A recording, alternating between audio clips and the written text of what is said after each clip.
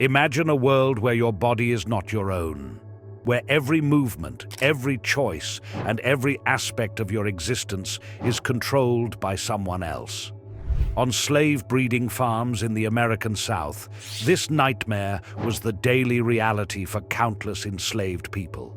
These farms were not just about labor or economic profit. They were about controlling life itself. Enslaved men and women were forced into roles as breeders, their humanity stripped away, their bodies reduced to tools for reproduction. Enslaved men were forced into breeding roles, often pitted against one another based on their perceived physical strength or genetic desirability, while enslaved women bore the burden of forced pregnancies. One of the most horrifying elements of life on these farms was the punishment system. Both men and women were subjected to a range of punishments if they resisted forced reproduction, disobeyed orders, or failed to meet the reproductive expectations placed on them by their enslavers. Lashes of terror, whipping as a tool of control. Imagine the crack of a whip slicing through the air, a sound that alone could send chills down the spine. On slave breeding farms, that sharp snap wasn't just noise. It was a brutal signal, a warning that someone was about to endure unspeakable pain. Whipping wasn't just about causing physical harm. It was about breaking spirits, stamping out resistance, and asserting absolute control. The whip became the ultimate symbol of dominance, a twisted tool designed to keep enslaved men and women locked in fear, compliance, and hopelessness. Whipping was the go-to punishment for just about any perceived failure, and the rules were as unpredictable as the enslaver's mood. Didn't get pregnant fast enough? The whip was there. Had a miscarriage. You'd be tied to the post. Showed an ounce of resistance to sexual advances.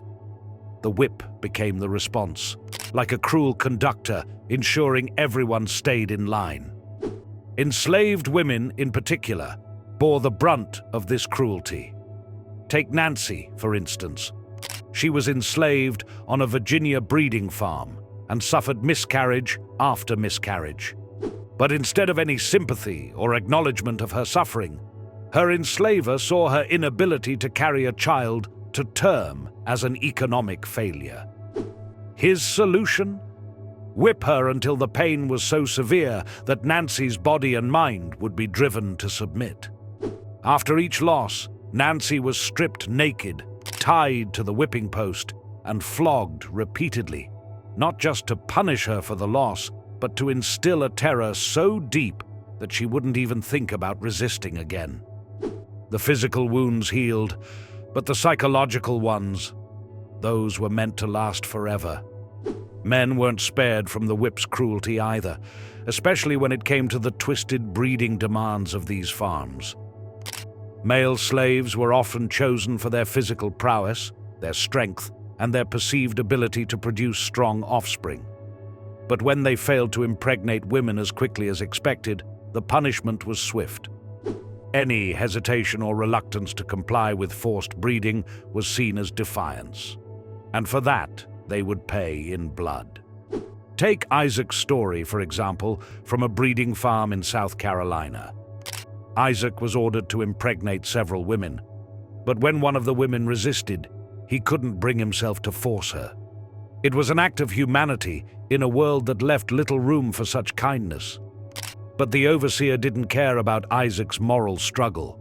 Instead, Isaac was whipped mercilessly until he complied, the pain acting as a cruel motivator to break his spirit. His whipping wasn't just punishment, it was a show of force, a public declaration that even a glimmer of decency or resistance would be met with unbearable consequences. Isaac's body wasn't his own, just like the women he was forced to violate, and the whip made sure everyone understood that. Public whippings were a spectacle, a grotesque display meant to terrorize the entire enslaved community. Whether male or female, the victims of the whip weren't just being punished, they were being humiliated, stripped of their dignity in front of their peers.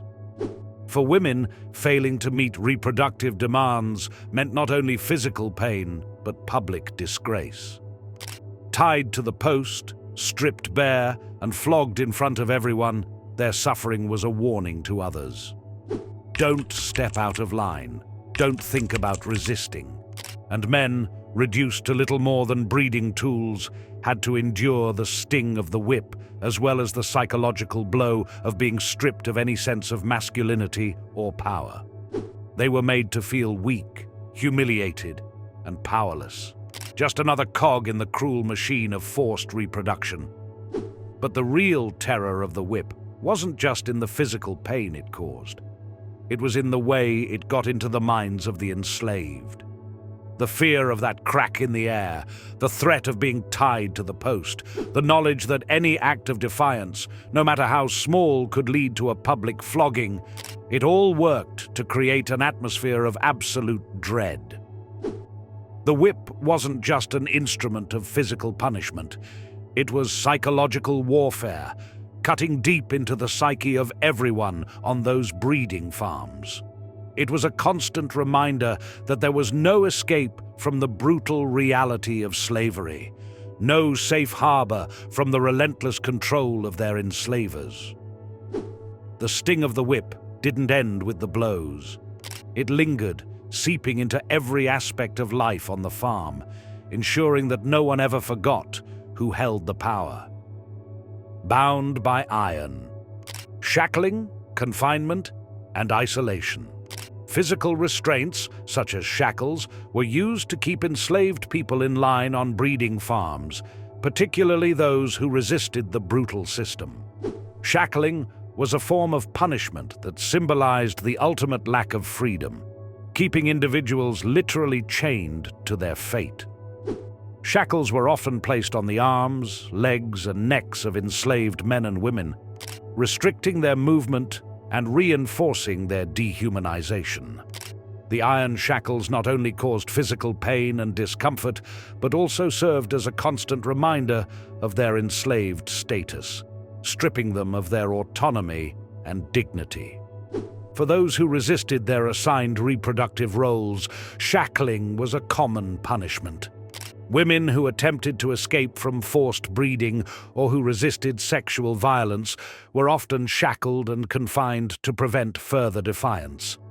Men who refused to participate in forced breeding or resisted the control of their enslavers were also subjected to similar punishments.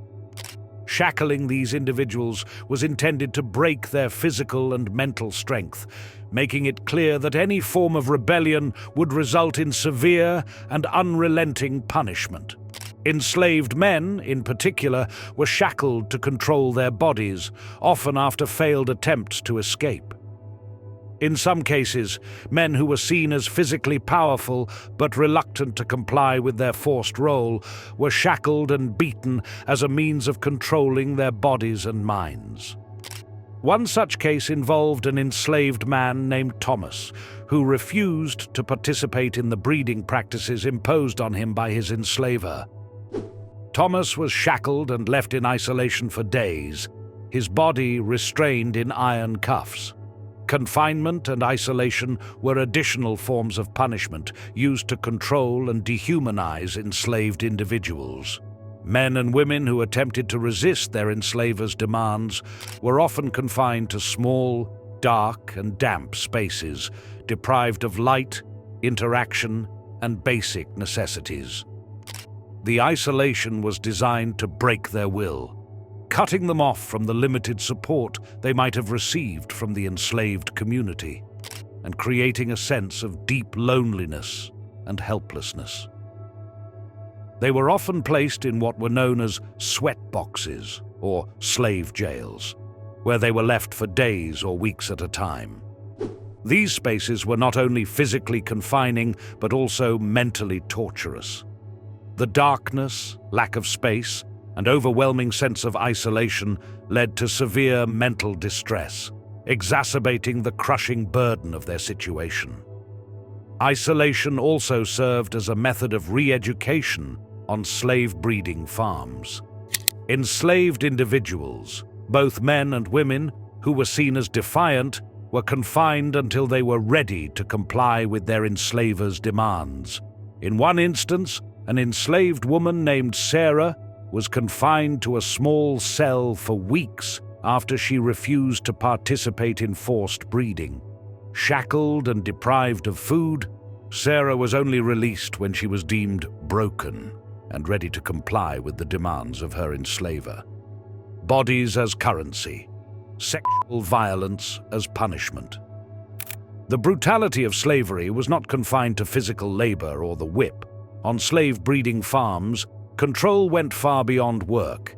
It invaded every corner of an enslaved person's life. Nowhere was this more horrifying than in the use of sexual violence. This was not just about punishment or maintaining power. It was a deliberate, cold-blooded strategy to assert complete dominance over every aspect of enslaved people's lives: body, mind, and soul. Enslavers didn't just want control, they wanted to mold life itself. The enslaved were seen not as human beings, but as commodities, and their ability to reproduce became a sickening form of currency. Sexual violence was not just an act of cruelty, it was a tool to increase the enslaved population and ensure that control ran deep into the next generation.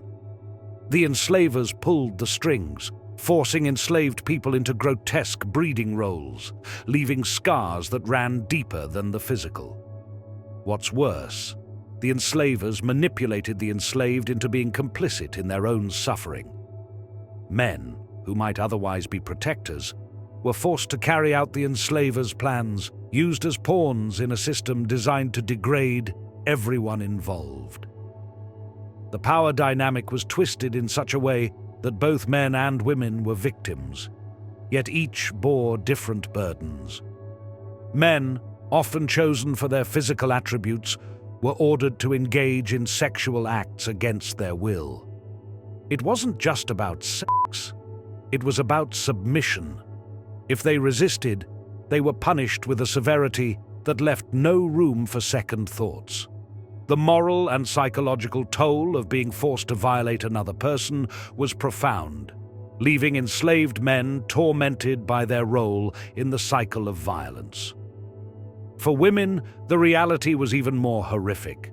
Resistance to sexual advances was met with escalating violence. There was no escape. The more defiant they were, the more brutal the response. Some women were forced to submit to multiple men in rapid succession, a vicious tactic designed to shatter their will and ensure pregnancy. It wasn't just about reproduction, it was about absolute domination. The enslavers wanted to make sure the women knew that they had no control over their own bodies. They were reduced to vessels. Vessels for labor, vessels for profit, and most tragically, vessels for their enslavers' twisted desire to control every aspect of human life. Imagine the psychological torment for both men and women, forced into roles they didn't choose, acting out violent scenes orchestrated by their captors. Frederick Douglass, though not directly involved with breeding farms, witnessed the devastating impact of sexual violence on the plantations where he lived. In his narrative, he described the trauma inflicted on enslaved people who were forced to endure or participate in these horrifying acts. He watched as enslaved women were stripped of their dignity, and enslaved men were reduced to tools of oppression. The system didn't just destroy bodies, it destroyed minds. The case of Harriet Jacobs is one of the most powerful examples of resistance and suffering in the face of sexual violence. Although Jacobs wasn't on a breeding farm, her experiences, as she described in Incidents in the Life of a Slave Girl, illustrate the pervasive nature of sexual exploitation under slavery. Jacobs was harassed, threatened, and violated by her enslaver, and when she resisted, she was punished through isolation, the threat of family separation, and further violence.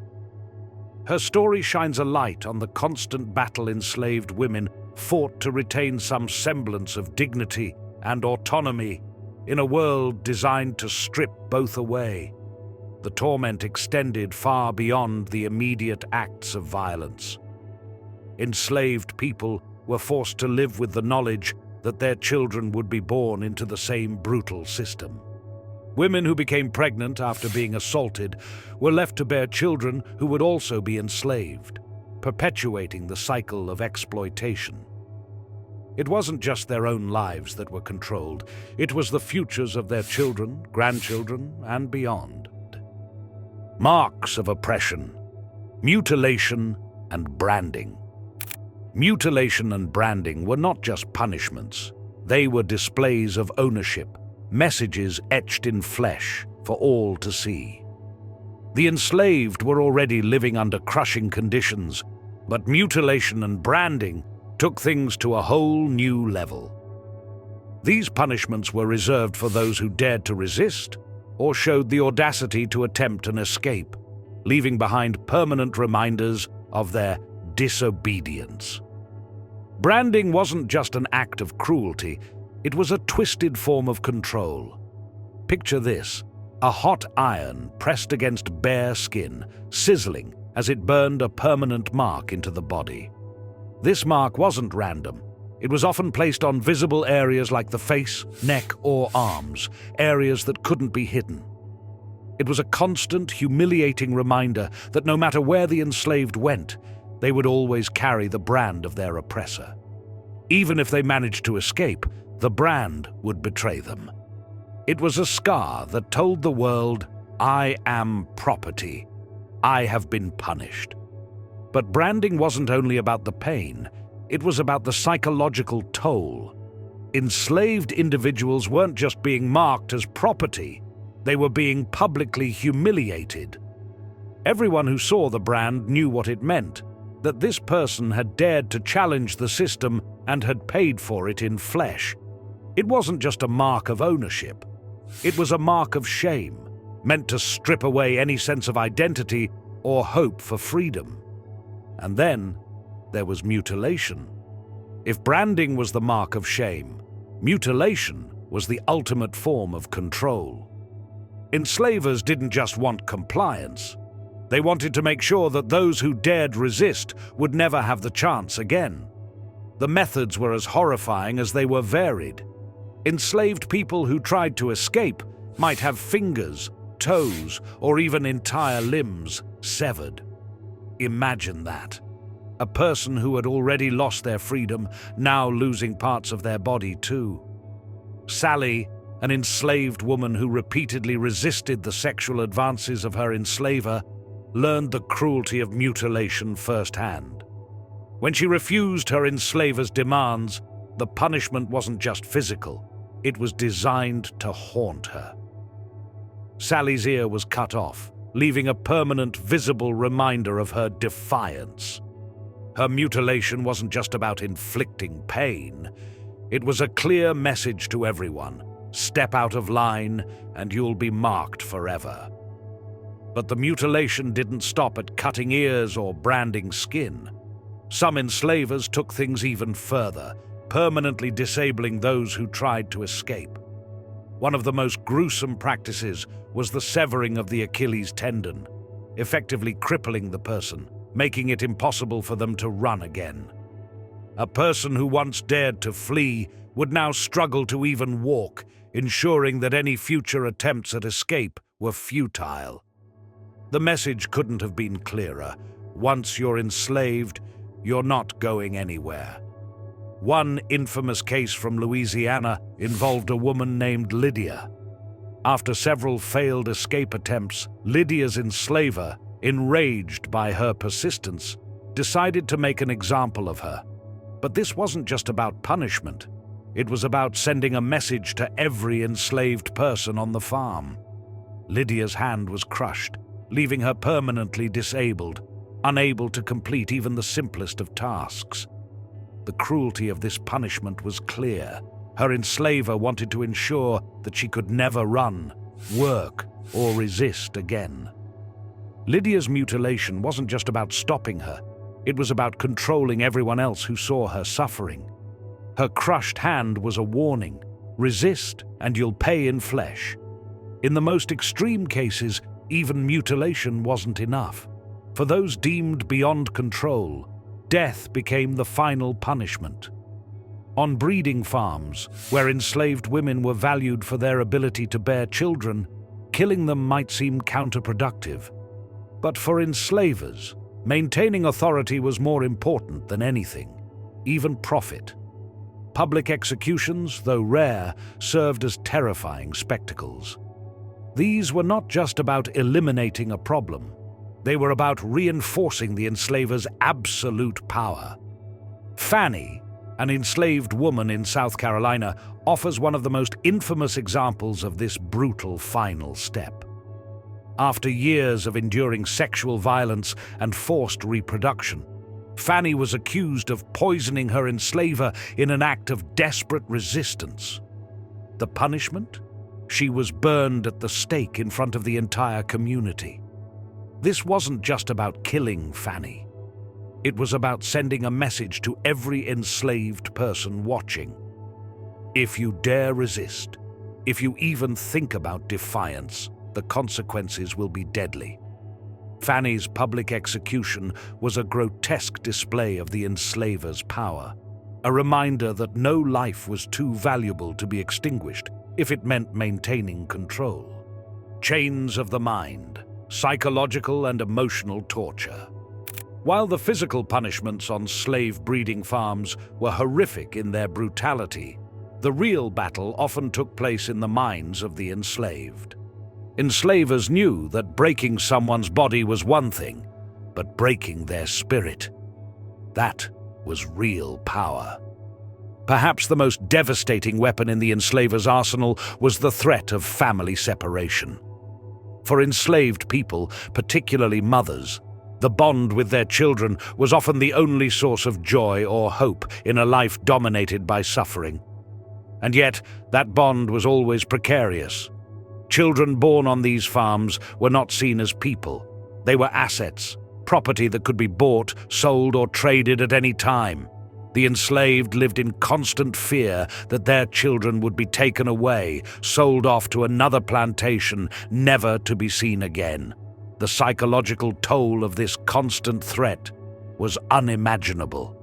How do you raise a child knowing that at any moment they could be ripped from your arms? How do you resist the system when doing so could result in the sale of your child as punishment? Enslavers wielded this threat like a sword, ensuring that even the most defiant individuals thought twice before acting out. Take the story of Margaret Garner, an enslaved woman who faced this horrific choice. After attempting to escape with her children, Margaret was captured.